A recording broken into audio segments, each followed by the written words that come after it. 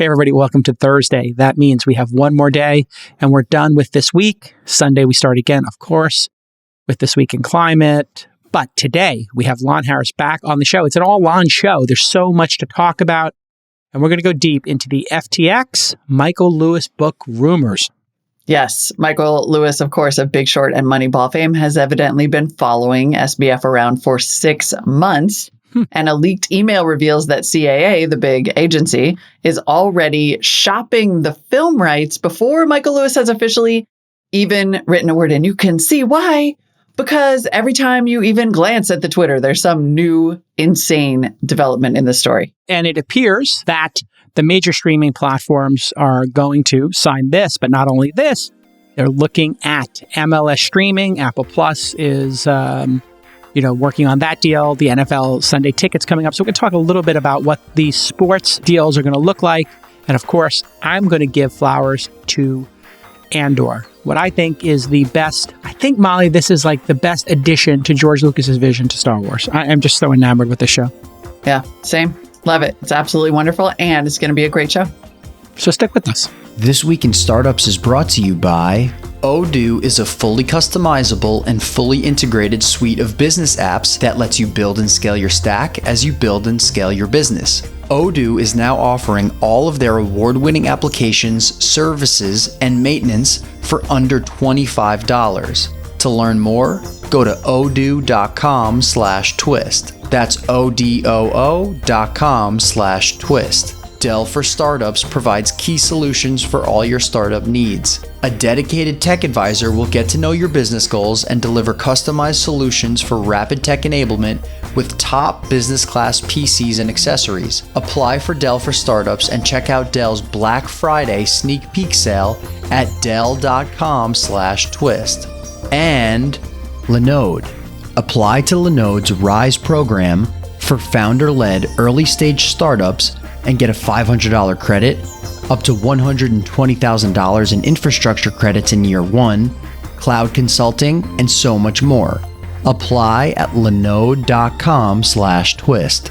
It's Thursday, so that means This Week in Streaming. With us again, Lon Harris. You can follow him on Twitter, LONS. He loves if you tweet at him and say, I love pistachio gelato. I also love Bikram yoga, hot yoga, and I'm a fan of of Taylor Swift. You give him 3 pieces of pop culture information: Taylor Swift, pistachio, gelato, something to watch, and he will tell you something to watch.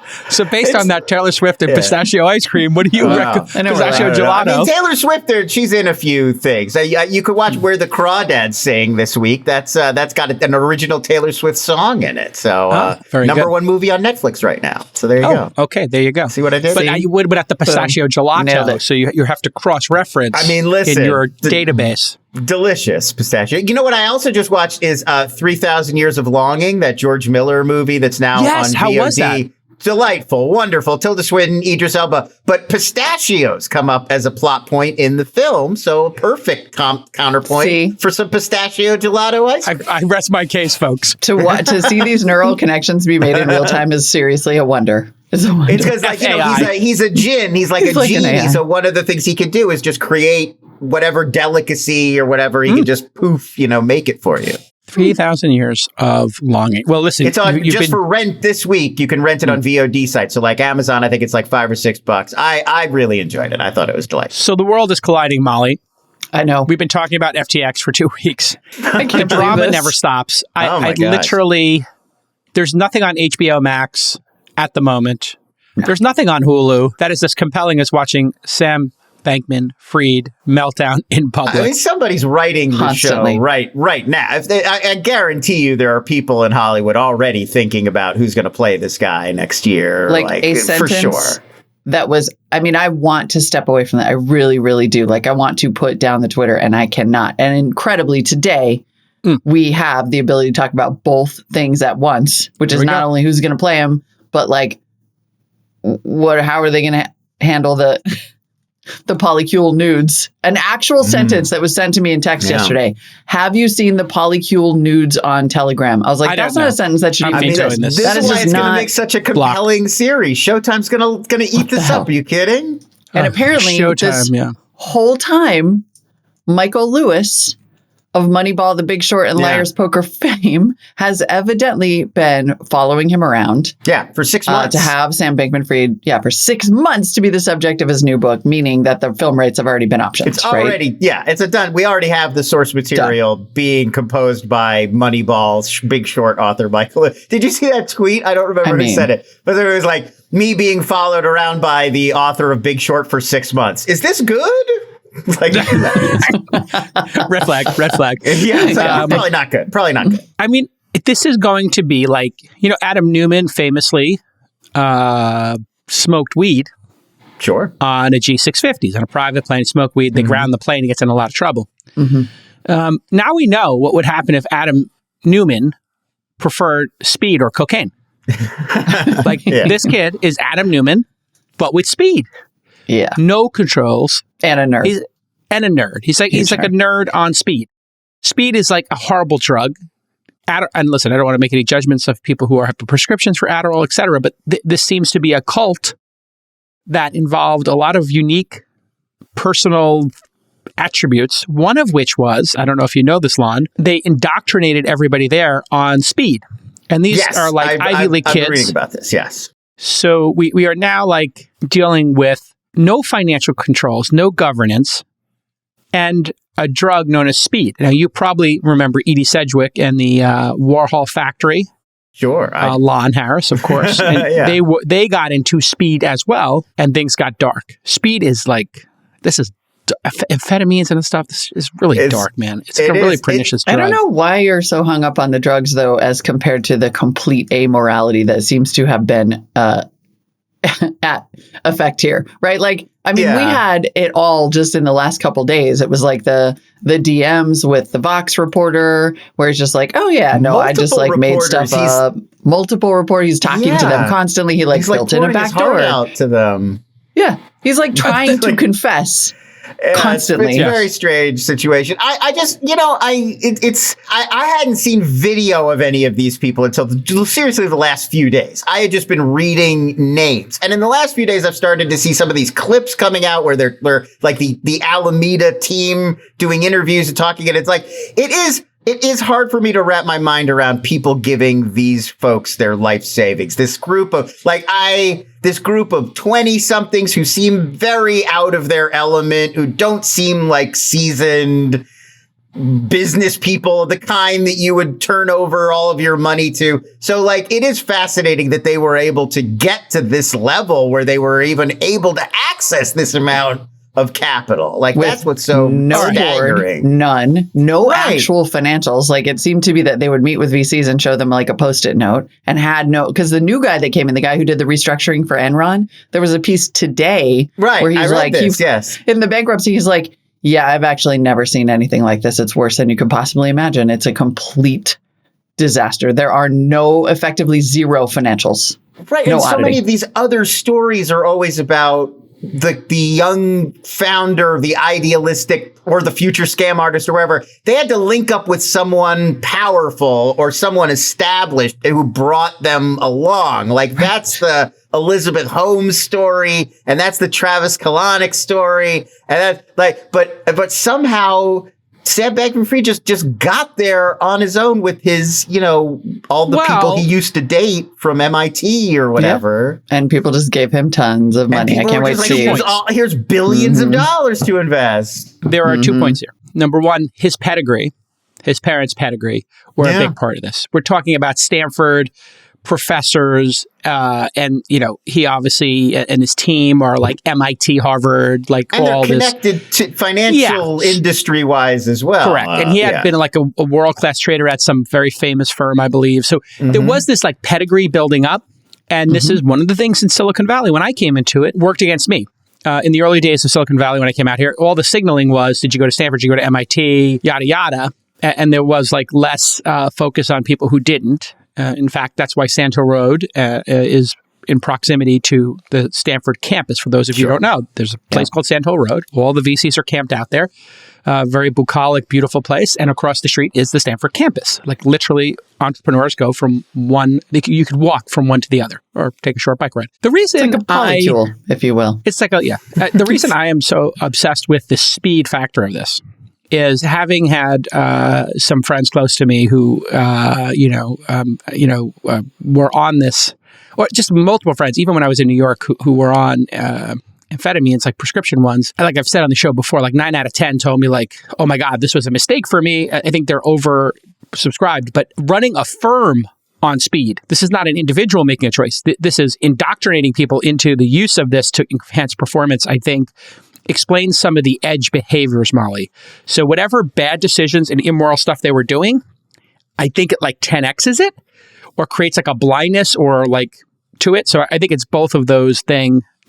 But here is the quote. People in the chat are also bringing up the connection with Adderall, that because Adderall is like a prescription amphetamine, yes. Dextroamphetamine. And so, in the same way that we can kind of think of like this weird jump that people can make from prescription opioids to things like fentanyl or heroin yes. or the far more dangerous version, we have seen a pathway for people who get hooked on prescription drugs like Adderall, then making the jump to becoming, what we would think of in a previous generation as like speed freaks or amphetamine addicts.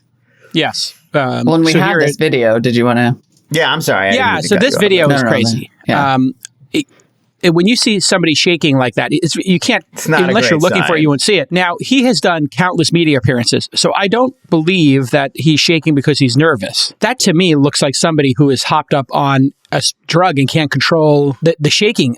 And listen, I don't want to make this, like, super personal and talking about, like, stuff, but this is the storyline here. Like, they were publicly tweeting about this, like, speed addiction. So, anyway. Yeah. I would argue it's a storyline. It's a big one and it compounds what was already. However, from the jump, it is clear that there were never financial controls, that setting up these two businesses to be sisters with each other was always a conflict of interest. Yeah. There was no accounting. We talk about accounting in our investment meetings as a firm basically every week.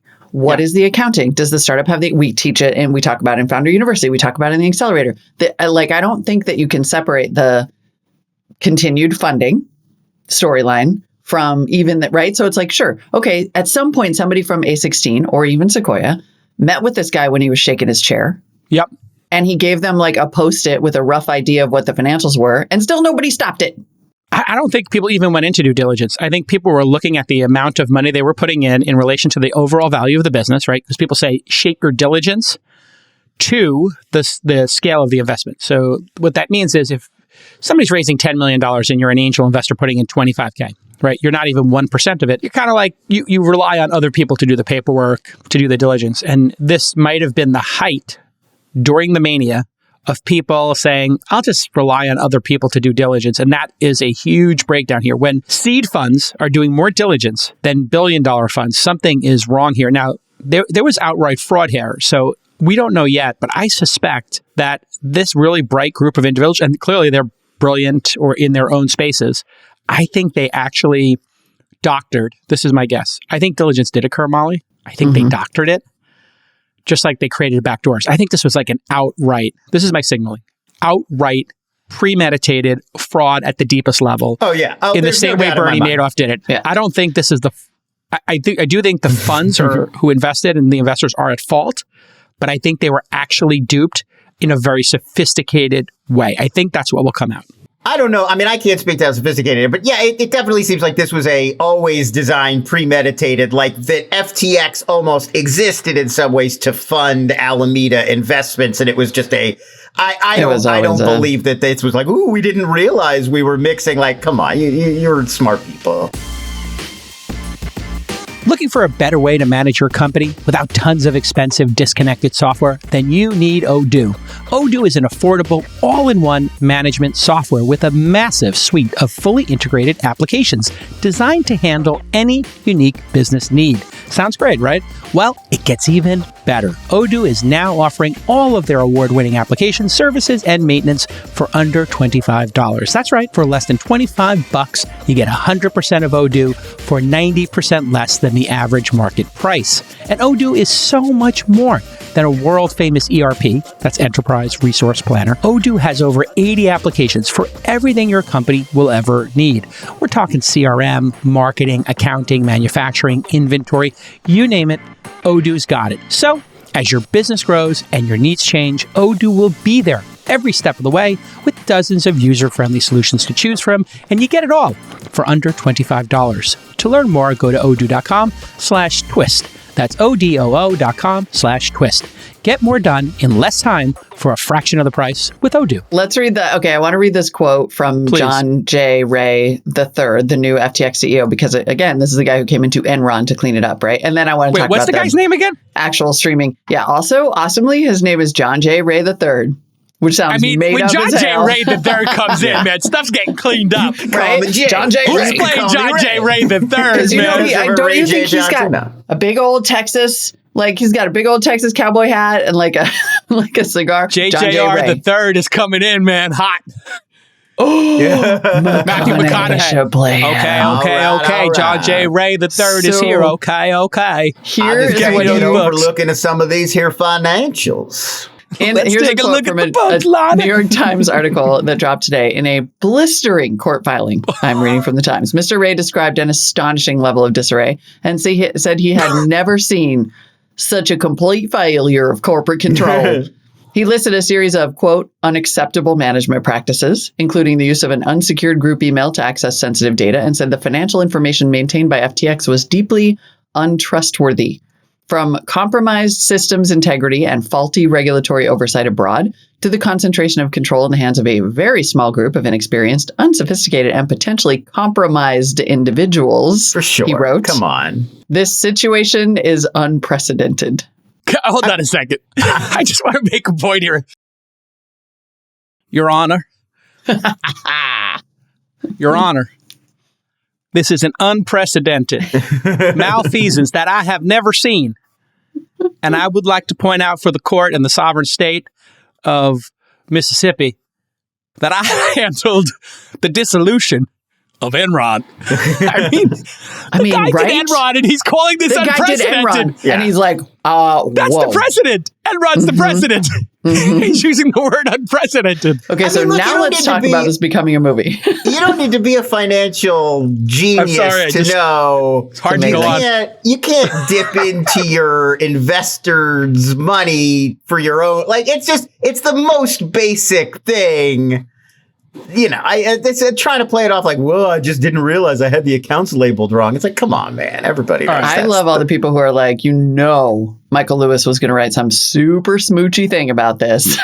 Oh, of course. And then he accidentally ended up there at the end of it and was like, oh, I'm going to win a Pulitzer. Now I'm going to, exactly. Right. Now I'm going to get an Oscar. Get Adam McKay on the phone, you know. So the question, okay, does this become a film? Does it become a series, Lon? How would you do this? You're in charge again. This is a series for sure. This is a series, This is a 6 to 8 parter, just based on what we know now. If it keeps going, who knows? You could get seasons out of it. But I actually, because we were talking before about the Crypto Queen. You remember that story we were talking about? That was nothing. I feel like there is it's an FX anthology series is what it is. And every season is a different crypto scheme that blew up or big visionary crypto project. You do a Mt. Gox season. You do that Crypto Island gets a season. The Crypto Queen gets a season. And then this is a season of that show. Yeah. To me, seems we don't obvious. talk about Mt. Gox, Lon. That's why I'm still working. But I mean, let's somebody make that show right now. Like that. Seriously, but it would have been a great Molly. If we're talking 5-10 years ago in the social network era, this would have been a movie. Barbarians at the Gate was kind of like a weird thing that happened, that became like a TV movie, a miniseries 4-part. But we're in the golden era of streaming. People are going to want to flesh this out. No movie. We lose the 2-hour amazing cinematic experience, but we gain, Dope Sick. Like I love this film, Dope Sick. That could have been a movie. SBF actors are automatic Emmy possibles with something like this for sure. I'm gonna say my girl Maisie Williams gets the part of the Alameda she'd be great. Yeah, that's a good one. That's a good one. Give Maisie Here's Williams the full text of the leaked email in which CAA is already shopping the film rights to Hollywood. So here's the email for the past 6 months or so. CAA for leaking but this gives us the plot too, like where they're going to go. For the past 6 months ago or so, Michael Lewis has been traveling with and interviewing Sam Bankman-Fried. His childhood, early success on Wall Street, embrace of effective altruism, and the creation of a crypto empire that catapulted him in record time into the ranks of the richest people in the world seemed more than sufficient for a signature Michael Lewis book. But of course, the events of the past week have provided a dramatic surprise ending to the story. It also highlighted the rivalry between Bankman-Fried and Binance head Changpeng Zhao. Michael likens them to the Luke Skywalker and Darth Vader of crypto. Michael hasn't written anything yet, but the story has become too big for us to wait. Let me know if I've piqued your interest. I mean, literally every streamer is on the phone with these guys today. Like, for sure. Like, this is happening right now. Everybody's trying to nail this one for 2024 or whatever, because it's guaranteed. I mean, Changpeng Zhao, of course, by the way, is CZ. Yeah, CZ is the Vader in SBF's story. Like, he's the Skywalker, and that his enemy is Vader. And that's it's a little ham-handed, but I know that, whatever, that's how Hollywood works. It's like the Darth Vader of blah, blah, blah. It's like how we say it's the Uber of this and that. You find like the next up and coming, like who's a huge Chinese Hong Kong star, and you get that guy and you make him a celebrity in America. Let's do casting. You Squid Game somebody, Do we think Aaron Jonah Sorkin going to do this? Is this going to be Aaron Sorkin dialogue? I mean, Sorkin, like, I feel like Sorkin would have his interest. He hates the internet, though. Piqued by this, right? I feel like personality wise, yes, but I feel like it's a little. I don't know if it's right in his zone. No, but speedy dialogue's kind of his wheelhouse, is it not? Like that, all those speeches from the newsroom. I really like the newsroom, but the speeches and the way people spoke was as if they would like compose their dialogue and then went to a conference room and were like, "Hold on a second. Okay, here's my reaction to today's front page." Right. He's great at dialogue, but I don't. I mean, he is so historically hostile to all things digital that I feel like. I don't know. Everything Sorkin ultimately becomes like Aaron Sorkin. Like he takes over the project, and it becomes more about him and his perspective than the people he's writing about. So I don't know if he'd be my ultimate choice. I just want to say Larry David who would write the crap out of this actually is Joss Whedon. Yeah, even though we have complicated feelings about Joss Whedon. You would have Joss Whedon, who did the Dropout, would nail this. Like she would nail this to the law. I say bring her back. Give her another run. The Larry David, give me the Dropout lady. Yes. Super Bowl commercial. I give Larry David credit. He secured the bag. Wow. He's getting sued now. Yeah, but here's the thing: when he does the commercial, they're gonna play the commercial, and he goes, "Nah, not for me." That's true. In the commercial, it's Larry David saying, "I don't think you should invest in this. I don't think so. No way. The wheel's going to work. I'm not into this crypto thing. So no, not going to work." So he literally tells the truth in the commercial. I think Larry David took the bag. Tom Giselle and LD are all being a class action lawsuit was filed against them for that commercial. Larry David's going to counter sue and win. Seriously? Yeah. How much money do we think that Tom Brady actually lost in it? Because there were reports ranging from, their initial investment to like their whole fortune. And I was like, Giselle was smart enough to get paid in euros. I feel like they did not put all their money in FTX. It's definitely not their whole fortune. I mean, they probably lost a chunk of money, but probably not that significant to Tom Brady. It just has it all. It literally has it all. I mean, Jonah Hill, people are saying, the Nodies are saying Kendall Roy. Roman, No, I was saying Jeremy Strong. He's Jeremy too old to play Sam Bankman-Fried, but like he would kill it. Like he would be the perfect guy for a part like that. Mm-hmm. I also feel like Ben Schwartz would have been great, but he's a little too old now. Ben Schwartz, John Ralphio from Parks and Rec. Yeah, that's honestly who. Yeah, we did that one. We did that one, and I think that's perfect. He would have been great, but he's a little. He's too old. He's in his 30s now, and you have to find some young. It has to be like a guy who's like that young. It's Timothée Chalamet is who it's going to be. No, it's enough with the Timothée Chalamet. I don't want to say his. That's who it's going to be. I don't want to have to spell that name. I don't want to have to say Timothée Chalamet for another 6 months. Enough. He's over. Enough with him. Literally enough. Chalamet? Too much Timothée Chalamet. Nobody should be getting this much attention. Paul Atreides. I thought he did a good job. Can you ever have too much Chalamet? Did he? Dude, I saw him in Call Me By Your Name. That's the only thing I've seen him in. You didn't see Dune? I got like 30 minutes into Dune, and my daughters were like, "This is boring." I love Dune. Oh, I thought I'm going to go back to Dune. That's on my. Have you read the book? Have you read the book Dune? You should read the book. I read I never all the books during the pandemic, like all of the Dune series, which gets like pretty weird. Yeah, my God, around the fifth or sixth. Yeah, if Chalamet puts on 100 pounds and he plays like SBF, like as a little robust, I think he could do it. Maybe I'll change my position on. I think he could get there. Yeah, yeah. I will grant you your position though, based on his real life behaviors. Like every time I see him interviewed, I'm like, ugh. But then he's a great actor. He's a weird guy, but he's a weird dude. Okay, here's Larry David. Anyway, here's Larry David. FTX. It's a safe and easy way to get into crypto. I don't think so. And I'm never wrong about this stuff. Never. I mean, that's iconic. Give it up for Larry David. They paid him $1 million to say that it's not going to work. The fourth guy, the other guy being sued is Steph Curry. So it's Tom Brady, Gisele Bündchen, Larry David, and Steph Curry got sued over their FTX because they made ads for FTX encouraging people to invest. Oh, give me a break, you losers! You thought you could get rich quick. You put your money there. I don't think you can actually go after celebrity endorsers for bad investment advice. I'm sorry. Matt Damon can go for. The only thing you can do is if they were tweeting about it as well, and they had some knowledge of problems, or they're tweeting about it without putting the ad explicitly on it, like we've seen with the Kim Kardashian fines and the Floyd Mayweather fines. You can't do covert advertising when you're securing a bag. So I bet you there's going to be a little. You're going to sue Tom Brady, but not Sequoia. Like again, like that makes, and I'm not advocating that anybody sue Sequoia. I'm just saying, like, if you look at that makes no sense. It makes no sense. No, I mean, if Sequoia was getting paid in tokens, or Andreessen Horowitz was getting paid in tokens to promote something, yes, that would be an FTC law. It has to be a law behind this stuff. Like the law, what law was broken? I think, it's right. A bad investment is not breaking the law.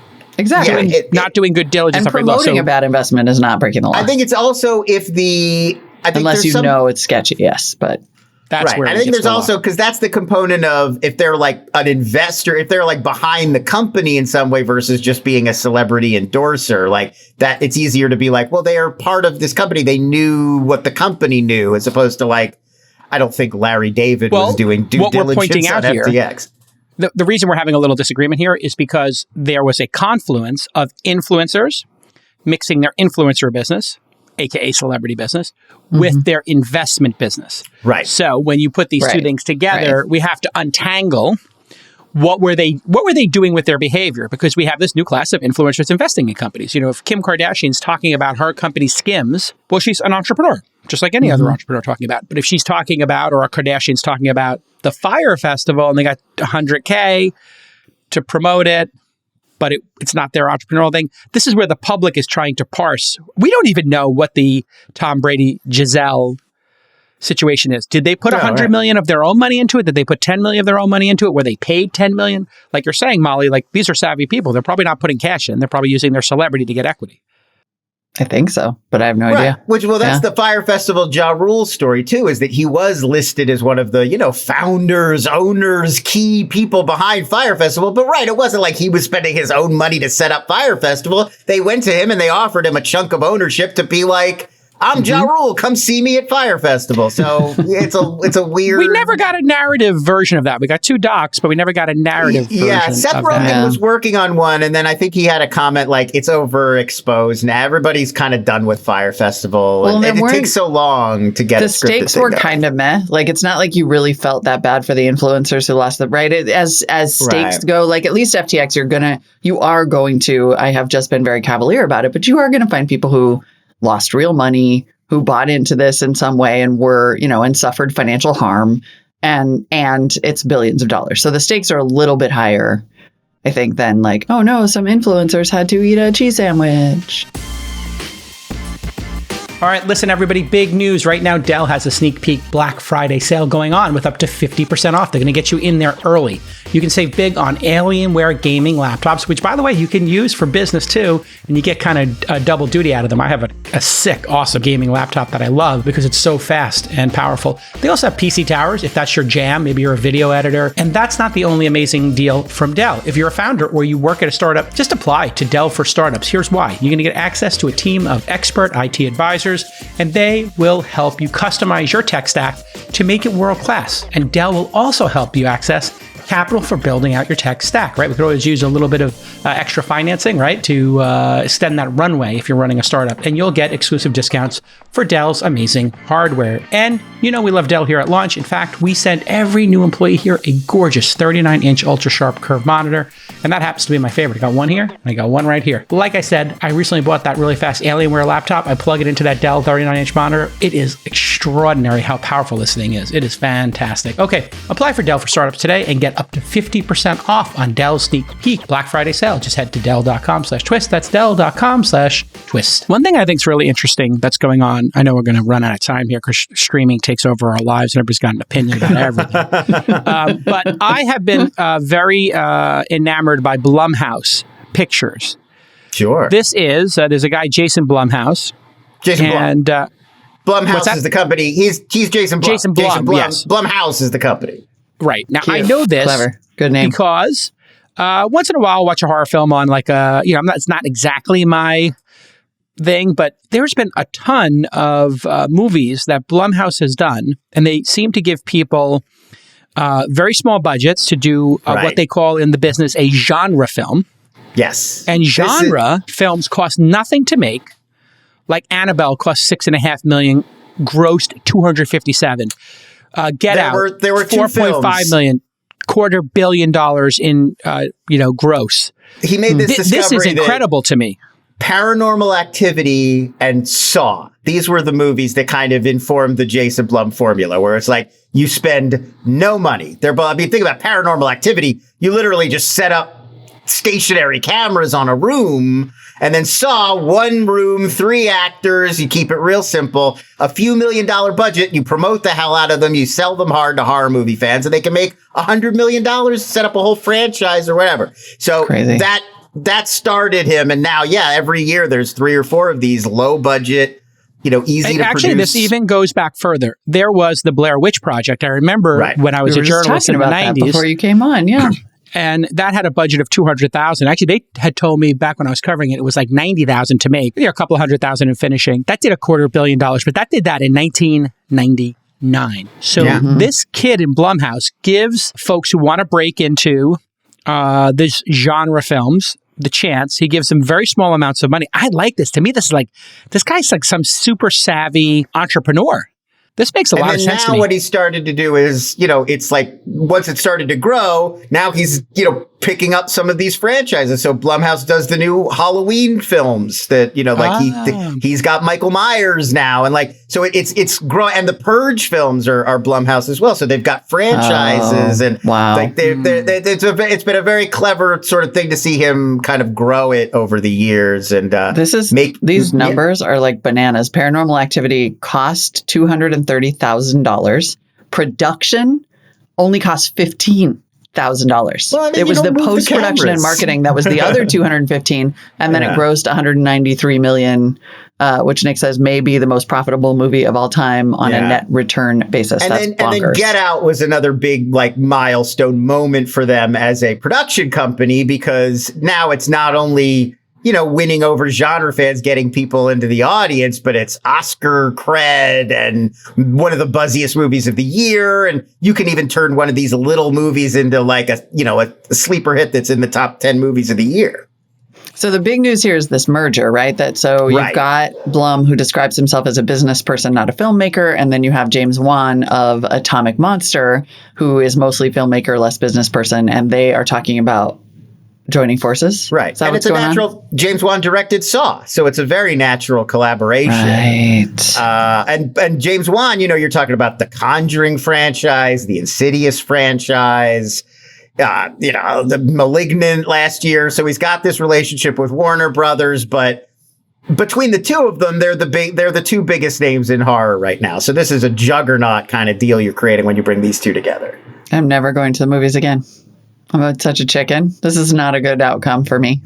To me, this is like entrepreneurship, just really chef's kiss. I was talking to my friend who's a filmmaker. I've only backed like one film in my entire career. My good friend Nick Jarecki, I just made a small little bet just to support him. He's supported me in some different endeavors. And, I've been talking to him about this, and I was like, I have the syndicate.com. And, there's a lot of rich people who would love to get involved in a film. And I looked at it and I was like, maybe I'll do like a little fun thing for myself where like we back some documentaries or whatever. But the more I dug into it, the deals are so unfair for the investors. They basically cap the investors, Molly. Imagine if we had in our documents, you invest in the startup, you put in, we're going to raise $1 million, pass the hat style, 50 people putting in, whatever amount each, 20K. You're capped, Molly, in the documents. You get 2.5 times your money back, max. And then you don't have equity in going forward. So they really like, just like, you're an idiot. You're just getting some, little token amount of equity. So I was like, well, that's stupid. I was like, why don't we set this up so we make documentaries? And I was talking to one of the most famous Oscar-winning documentary people who had reached out. And I won't say who it is, but they won multiple times they've won Oscars for documentaries. I will probably tip it off. But anyway, he said, I said, well, what if we own the documentaries and we just license it to the streamers or whatever? But then we had a company where like the people who made the documentary had equity in that little LLC, that little thing, and then we just exploit it for all time. But the parent company owns it, and then we give people equity in the parent company, whatever. And he's like, yeah, that's not how people work in our industry. They just want to like get paid like to be a director of photography. They don't want equity and stuff. And I was this is such an opportunity. That's the opportunity. Mm-hmm. Thank you, Molly. I was like, that's the opportunity. Because if something like Paranormal Activity, as Nick just did the math for us, an 840x. Oh, yum, yum. Like, you just have to think about, documentarians specifically. If I'm going into becoming a documentary filmmaker, if I'm making that decision, it's probably not about the money for me, or I would become Sam Bankman-Fried instead, because... But does it have to be documentary? Because it could be any other, like there are all these independent movies. Like you were just saying before the show started, Lon, everything is comic book movies or horror now. If you went there's to people an opportunity who are making... Right. Horror indies. Specifically, a lot of people are making horror movies because they think it's a way to make money and get into the industry. Documentary, I still think, is a little bit more like... Essentially any film, Molly, that you could produce for $1 million or less. That's what I'm saying. And a different genre. You had a parent company that had a couple of executives who were savvy, who could just maintain 100% ownership of the asset while allowing it to be distributed by other folks for some window of time, so that over time, instead of giving the rights to these things over to giant companies, you kind of would be slowly building your giant company. Ava DuVernay's company Array works kind of like this, where she goes to like festivals, looks for indie films, brings them in, makes a deal to cut in the filmmaker, and then she takes the films to usually Netflix. Most Array films go to Netflix, but Netflix doesn't own, it's not a Netflix original, it's an Array releasing film on Netflix. But then she and the filmmaker still own the rights, so if they want to make a sequel or take it out somewhere else or whatever. When I talked to folks, Molly, they said, oh yeah, no, we own the rights to the film. We've just sold it to Netflix for, whoever, for 50 years. I'm like, well, we'll all be dead by then. Like, what are we talking about here? Like, I'm talking about keeping it to Ava DuVernay, she's got a theater where the Bob Barker Marionette Theater used to be, where she'll actually like screen these films. Like she'll acquire them. She has a screening room, and they'll host like events and stuff because she owns the film still. So it is a workable model. I don't know if it's a way to make billions of dollars, but it is a workable model. Linode startup program is called RISE, R-I-S-E, and it offers more than just free credits. Let me tell you about RISE. The benefits are nothing short of amazing. You get up to $10,000 per month in year one credits. That is extraordinary, of course. I mean, wow, that's a big number. But followed by 50% and 25% discounts in the next 2 years. They're making a 3-year commitment to you and your startup. There are no caps, and you get lifetime discounts based on usage. Of course, you're going to get that free, award-winning 24/7, 365 customer support. And that's by phone, email, or social media, whatever your jam is. No tiers and no handoffs. Cloud consulting from experts to ensure your tech stack scales seamlessly. And community. Connect with other program members, alumni, advisors, and more. And shout out to our friends at Linode, which was recently acquired by Akamai. Linode recently announced 12 new global locations coming in 2023. Wow, that's expansion. They plan to have over 200 data centers across the world right soon. So, with Akamai plus Linode, you get access to leading security and CDN solutions. Yes, content delivery networks. That's what makes your content super fast. You need to check out Linode. Visit linode.com/twist and get $500 in free credits. You can also apply to their startup program, Rise. Rise members receive up to $120,000 in free infrastructure credits during the first year and up to 50% discounts thereafter. Let's just end on Andor. I just want to say, I just watched the 11th episode. The 10th episode was a banger. Episode 11, which I guess would be the penultimate, the second to last. The finale is next week. So for Tuesday midnight. So episode 11 was last night's episode, yes, right? This week's episode is setting I'm only the stage one behind for next week's season finale. So you saw the prison break episode. Through the prison, which is freaking incredible. I just want to say, this show, I want to give this show its flowers. I'm going to give the flowers right now. It is light on action. There has been some action towards the end of and episode 11 has a great, dogfight like kind of scene. Yeah. Which is always great Star Wars, but it took to episode 11 to get a dogfight. It took to episode 10 to get like a serious blaster flight going. Am I right there, Lon? Was there any blast? Oh no, there was a little bit of blasters in the first. Episode 2, we had he had to get away, and then there was the Aldani heist. That was a little the Aldani heist. Okay, so there have been some action beats, but it's not an action heavy show, and I think that's how you do 12 episodes. Kenobi's only Boba Fett, Kenobi. They're doing these 6-episode ones. When you break that out to 12 episodes, action you don't want to episode. double the budget. Well, you'll do more dialogue. These sequences are set in an office. You've got a few key sort of locations you could reuse a lot. And then you build up to like a big dogfight. What I want to say here, Molly and Lon, as I give the flowers to Andor, is that this is the first time since Rogue One, which is obviously connected to this. It's part of the same timeline. But this little Rogue One Andor experience is the first time that somebody has built something on top of George Lucas's vision that has been accretive to the original vision. In other words, a fancy word for has added substantially to the original piece of art. I feel like the sequels were terrible. Things like... I like Last Jedi a lot. No taste. I still like That's really making me wonder. But it's not like new material, right? It's not like... It's opening up an aspect... I think Rian Johnson did a pretty good job of I guess it does have aspects of it. If J.J. Abrams had followed Rian Johnson's lead instead of trying to reverse everything he had done, it would have had more of an impact. That's true. I did like blowing up creating a universe of Buffys. Anyway, sorry. Yes, go on. Anyway, if there had been some consistency and that wasn't rushed, sure, maybe the sequels would have worked. But there was no vision there, obviously. But this one has a vision to tell the story of the Senate, of the political underpinnings, of the formation of the Republic, of people and characters that were so cursory, but done so well that it has built in a fabric to George Lucas's vision that he never went to, but he alluded to. He alluded to this in the prequels when he said, hey, there's a trade federation. Oh, there's taxes. Like, this war is being started because of a blockade and taxation. And you're like, what?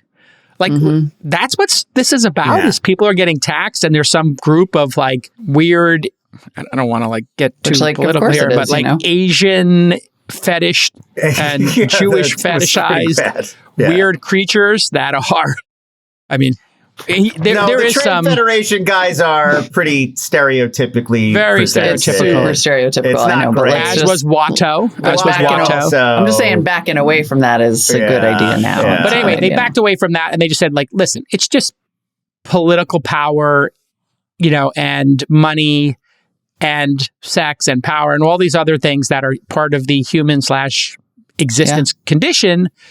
And then on top of it is an evil person who's using the human condition to take people down the dark path. That to me was just like if it was done so well, Molly and Lon, that I feel like it worked and it expanded and built the fabric of Lucas's vision in a way that I haven't seen the other stuff do. The end. Yeah, that's it. Here's your flowers.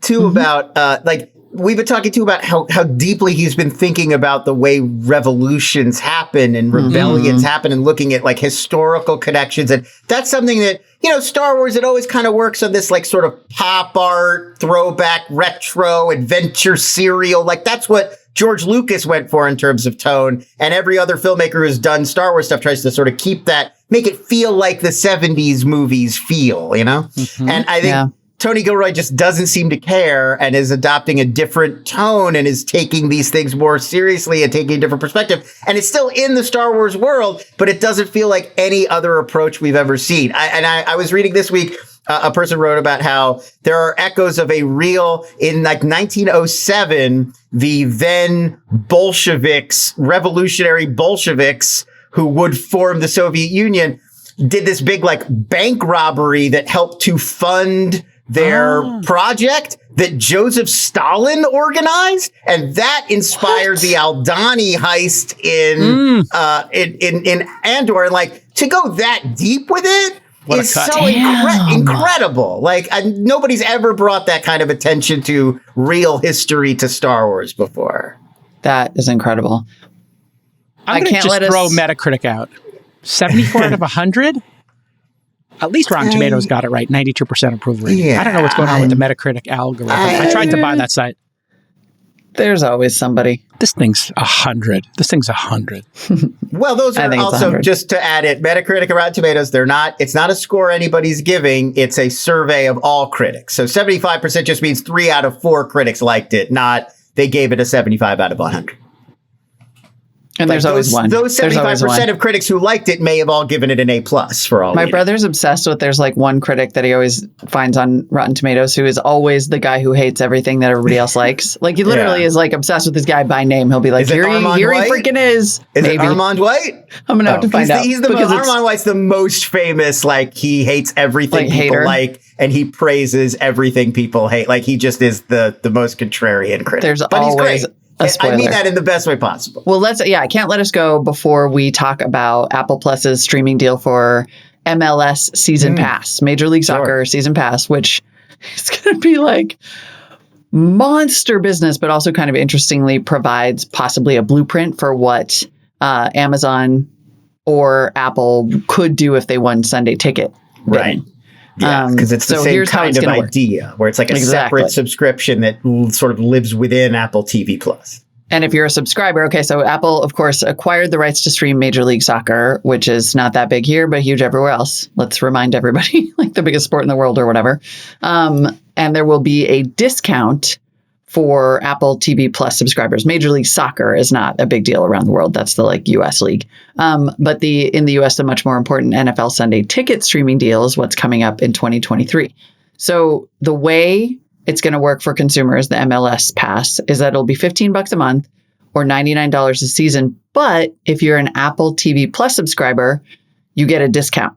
So it'll 20%. Be $13 a month, exactly, or $79 a season. And so we could imagine if they did that for Sunday Ticket, just trucks you also full have of to money. keep in mind that that's for every game. So that if you buy the season pass, you get every single Major League Soccer game all year. Now, if you have Apple TV Plus and you don't pay the extra fee for the MLS pass, you're still going to get soccer games, like 4, 6, 8. They're still deciding. You're going to get like 6 or 8 free games a week. Just with Apple TV Plus. Yes. If you want all the games, you pay for the extra thing. So that's also something to consider. Like, we don't know what the NFL is thinking. Will you get any free football games? Just if you have, if it's Amazon Prime Video presents NFL Sunday Ticket, maybe you'll get 1 game a week free if you're an Amazon Prime subscriber. Or maybe no, it's all behind the paywall. We don't know. The big thing I'll point out here is obviously you got NFL Sunday Ticket, you got NBA League Pass, And obviously people are going to slice and dice these things into chunks. They're going to give, some free, some collection, and then you get everything, the complete archive of all previous games. You get to go back in time, this year or 20 years ago and watch playoff games, whatever. Right. All They're that also is going to do the NFL, really, I think it's Red Zone, they call it. So if you're an Apple TV Plus subscriber, if there's 3 soccer games going on at once, they're going to have like a wraparound show that'll cut between all of them so you don't have to switch. Red Zone is the jam. Groovy. It's like they show you everybody. I mean, it won't work as well in soccer because you never actually know when someone's about to score. Right. But in Red Zone, it's like soccer. When someone's on the 5-yard line or about to score, they just cut to that. And then the next one and the next one. Right. It's and in real time. It's amazing. And Apple's going to have its own bespoke version of that, where it's like, so basically they take out the 80% that's boring and they give you just the 20% and they put it back to back. So it's like a super rush. Yeah. Right. So if LA's about to score, we'll cut to them and then we'll go over here for overtime and then we'll go back, that's how for gamblers. This Red is Zone. where wagering. It's football crack. It is the greatest. Crack, And it is. And it's all day long. It's just being in the sports book. It's that experience of everything at once. Yeah. There's somebody switching to what's great here. The thing I will point out here, that's the most important for all this, is who owns the subscriber. And so I do think that the NBA and the NFL, maybe not soccer right now or other leagues, they're going to have to start thinking, do they want all of their subscribers to be owned by Apple, Netflix, and Amazon? Or do they want to have the emails? Disney used to give their content to Netflix famously, right? Daredevil and Punisher and all that stuff were Netflix, Marvel Productions that eventually got reverted back. But Disney did not know who was watching Daredevil, as but one example. The thing I would be very concerned about as a business leader here is the ability to cross-sell and to own a customer relationship is super important. And I wonder who gets the email address, who gets to upsell. When these deals end, does Apple TV now have the email addresses of all of these soccer people for all time? And then does the soccer league or the NFL eventually have to start over, or NBA have to start over collecting emails of their customers? The NBA and Disney have done a good job so far. It's a great point. And if you look, they should take their lesson from the music industry, which handed digital downloads over to Steve Jobs for almost a decade. This was not specified. I would wager that the majority of Apple TV Plus subscribers who happen to watch a Major League Soccer game, Apple just keeps their data. But if you sign up for this season pass, there may be some kind of sharing. I don't know. But you hope that they hope for their sake that they are smart enough to realize that, Yeah. Apple has been famous about not allowing that. This is why Rupert Murdoch and Steve Jobs were in deep negotiations. They did an app called The Daily. Actually, my friend Brian Alvey worked on that, my lifelong collaborator. And The Daily, when the iPad came out, Steve Jobs was obsessed with Rupert Murdoch and getting his collection of newspapers on there. And Rupert Murdoch was like, well, I need to get the contact information of these people who, and they're like, no, you don't. We'll do the billing for it and abstract it. And he's like, well, that's my business. Disney made the decision. Hey, this is going to be our core business. And I don't think Apple's going to give Major League Soccer or whoever this deal is with, I don't think they're going to give them the email addresses, but that's where this will all come to a head. The decision will be made based upon, is the party willing to overpay and take the risk? So if you are going to buy 5 years worth of my sports league and pay more than we think we could monetize it for ourselves, we'll give up owning those emails for now. So if you overpay us... There's one more catch, though. If you are one of the several 100,000 season ticket holders for any Major League Soccer club, you get the Apple TV Plus Major League Soccer Pass for free. It's included with your season ticket. So if I have a season ticket to the LA Galaxy, I automatically get access to all the Major League Soccer games. Stunning. That's data that Major League Soccer now has to supply to Apple. So I don't know if there's going to be more give and take in this deal than there normally would, just because there's that. Does it also come with Prosecco? It's a Negroni Sfogliato with Prosecco. Stunning. With Prosecco. Ooh, stunning. Stunning. I feel like that's stunning that if you have the season. It's season ticket holders. Why don't we have a stunning drop here? I would just like to have stunning. And just Nick, you should just drop stunning. When somebody makes a good point, Nick, I give you permission to give us a stunning. Stunning. it really is stunning that they would be able to correlate your season ticket email with your season pass, but that's completely possible. Because then that's on the customer, and that's smart. But that won't be every customer. I wonder if this could come, like, you wonder to what extent this could even come down to the negotiation, right? Like if Amazon and Apple are bidding, and Amazon's like, we'll give you the customer, and Apple's like, we will not because we're Apple and we never do that. Does Amazon get it for less? I sent you guys that UFC Disney article too, which I thought was really interesting. The president of Endeavor, which owns the UFC now, was speaking at a conference this week and was talking about it's probably going to be Disney because that's who UFC has historically had their deal with. There's a lot of ties between Endeavor and Disney already, so it makes perfect sense that ESPN would just re-up for another 5 years of UFC. But they're going to hear pitches from Amazon, Apple, Google, some other players as well. But this guy, I forget his first name, but Mark Shapiro, I think is his name. He said specifically they weren't considering Netflix because they didn't want to be a guinea pig. They didn't want to be Netflix's first big live stream sports partner. So I think that's a good example of how all these other considerations do come into play. Like even if Netflix was offering more money, they didn't want to be like the test subject. They wanted to go somewhere that they knew, like Disney, where there's already ESPN and ESPN Plus, these very established delivery systems for their content. Fascinating. All right, Lon, you're amazing. You gave me a couple of great recommendations, and I did watch Tulsa. Tulsa King. I fell asleep towards the end. Oh, no. But I Sylvester Stallone on the screen, it's just compelling. Yeah, it's funny. It's funnier than I thought it was going to be. I thought it was going to be more serious. It's a little bit funnier. Yeah, it's a bit like that early Sopranos where it's like balancing comedy and drama more. They clearly have gone 100%. I was about to say they went full Soprano. Yeah. Full Soprano. I'm not sure if I'm going to love this or not, but man, I don't. The jury's still a little out for me as well, but I like it enough that I'm going to give it more time. I'm gonna keep at it for sure. All right, there you have it. And then the other one you gave us the other week was what was the VR one, the William Gibson one? Oh, the Peripheral.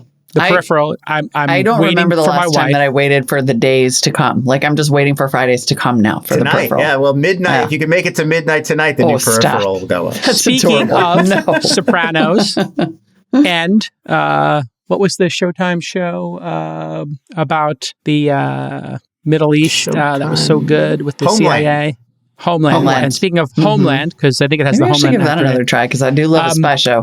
White Lotus is a weird, peculiar show, and season 2 is out, and it has Christopher Moltisanti in it. Yeah, the great Michael Imperioli. And he's amazing. And F. Murray Abraham is his dad. They're a lot of fun together. And F. Murray Abraham was also in Homeland, right? Yes, Wasn't he in Homeland? He played this incredible, he was like the Iranian double agent, I think. I don't remember who he was in there. I think season 2. He was kind of like one of these gray characters, who was kind of working with the CIA, trying to massage over, making sure the world doesn't come to end. Anyway, he's a wonderful actor. That's amazing. Is Aubrey Plaza? I'll pretty much watch. That was where I was going. I'll watch anything she's in. Did you catch the La Ventura riff this week? I don't know how many people caught that. I was very curious. So in episode 2, Jennifer Coolidge has that whole speech where she's like, I want to be Monica Vitti. I want to go out on I want to go on a Vespa. What's the story with her eyes that don't, is she doing that on purpose, closing her eyes? Monica Vitti was the Italian movie star who started a bunch of... started a bunch of Antonioni films in the 50s and 60s, including La Ventura, this very famous Italian art film. And there's a scene in that movie where Monica Vitti is wandering around in Noto on the island of Sicily, and all of these men are watching her and crowding around her and gazing at her in a claustrophobic really disturbing and uncomfortable. Way. And it became this sort of like... Yeah. and it became this sort of... It became one of the stereotypical, that trope of Italian men are, like silly catcalling and harassing women. They recreated that scene shot for shot with Aubrey Plaza this week in White Lotus when all the men are standing around and she's twirling around and the camera's spinning. It's a shot for shot recreation of La Ventura. I was about to say Aubrey Plaza, who I kind of remember from being some character actor, funny. Well, Parks and Rec. She was April Ludwig. I never watched an episode of Parks and Rec. Anyway, she is extraordinary in this. She's so She's good. like a very interesting character. I know she plays kind of type A, annoyed New Yorker. Go ahead, Molly. Sorry. No, I hit the mic because I got all excited. I know you probably did not watch Legion on FX. I watched Legion. I mean, I know you did, Lon. Sorry. I watched a couple episodes. Lon watched Legion on FX. Yeah. I feel confident that J. Cal did not watch Legion on FX. I watched the first 2 episodes, Aubrey Plaza in her most, I don't know, I feel like Neo in the Matrix level of power. Legion was it for me. She was just so mesmerizing and creepy. She's incredible. There's something very alluring about her on screen. It's not traditional, but she's pulls the screen in. And that scene specifically, Lon, was notable because it was like, wait, what is this scene about? Is this like a surreal moment? Is she imagining this? And I didn't realize that was a homage. So thank you for educating it's a purposeful riff on, which is also, I mean, and like a lot of what Mike White's doing with this whole season, I think, is purposefully echoing Antonioni, because his stuff was always about idle rich.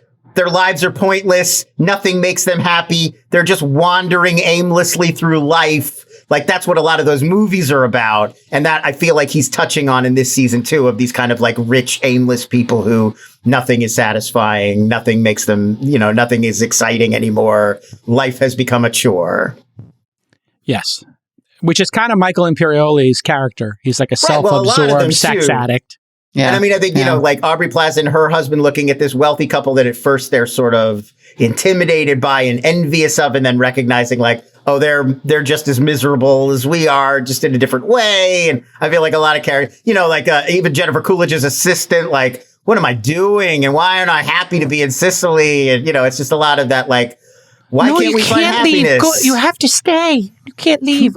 Yeah, but we live in the most beautiful place in the world, surrounded by opulence and luxury. How come nobody's happy? Is Jennifer Coolidge closing her eyes that much as like an affect? Or is that just her natural state of being? No, people think that's her, but if you see her being interviewed, I mean, she's obviously an amazing actress. She's obviously like, she's extraordinary. It's not, a complete effect. Like you would recognize her if she's being, but no, she's doing a lot of this. She's putting on a lot of these affectations as part of the performance. That's not her. I want to see her interviewed compared to this character she's playing where her voice is high pitched and she's got her, she's doing up on very some prescription pills. She's just doing a very exaggerated version of herself, basically. But I just like the fact that this is like the Amman Hotel that I always talk about that I'm obsessed with. The White Lotus is basically the Amman Hotel. And it turns out they hate you, which is, makes it harder to go there. All right. Maybe. Lon, wonderful. You're amazing. Thanks, Lon. Oh, thanks. We'll see what's your recommendation? Give us one. Week. Only one. You got one? You got one for us before we go? Give us a silver bullet. Something that Lon loves. I got this. This is perfect. Okay. On Netflix, there is this series of French action crime films. We're on the second one. They're called Lost Bullet. So there's Lost Bullet 1 and then Lost Bullet 2. It's like France's Fast and the Furious. They're about this like brilliant driver and mechanic, and he starts off being a criminal, and then he gets recruited to join like a police task force where they're chasing down other vehicular criminals. The fights are great. Car chases, explosions, huge action. They're funny. I highly recommend. Wait, is this like Le Cercle Rouge or Lyon? No, I mean, honestly, think of they're like French Fast and Furious. Can't freaking wait. Like The Transporter or something, but French action guys. And there's two of them now. They made one in 2020 and the next one just came out. The last one just came out like a few weeks ago. Lost Bullet and then Lost Bullet 2. Please follow @Lons on Twitter and go to inside.com/streaming to get his daily newsletter. Well done, Lon. Thank you. See you next time. All right. Thanks for Lon joining. Tomorrow, I sat down with our friend, Glenn Kelman, Molly, from Redfin.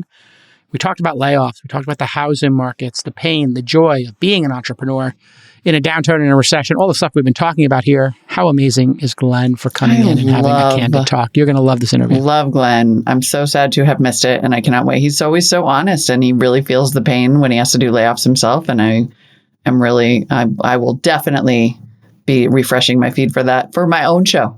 Okay, there you go. Our own show. And then, of course, we'll have OK Boomer. That's your show. You're kind of taking over. You're running the roost. I don't know about that. No. It's just weird when you listen to the show that has your picture on it. Like, it is a little weird. I feel like weird clicking on my own show. When I click on it, yeah, exactly. It's like a little bit strange. It's a podcaster's nightmare to see yourself in the feed. Yes. It's like, I suppose, for people who are on like a TV show or something, to be flipping through the channels and see reruns of themselves, and you're like, oh, that's me. Yeah. It's strange, but I will still make sure that I listen. And of course, we got Rachel reporting with OK Boomer. It's going to be the perfect Friday show. Just tune in tomorrow. Okay. We're going to make it, folks. Friday's here. We're almost there.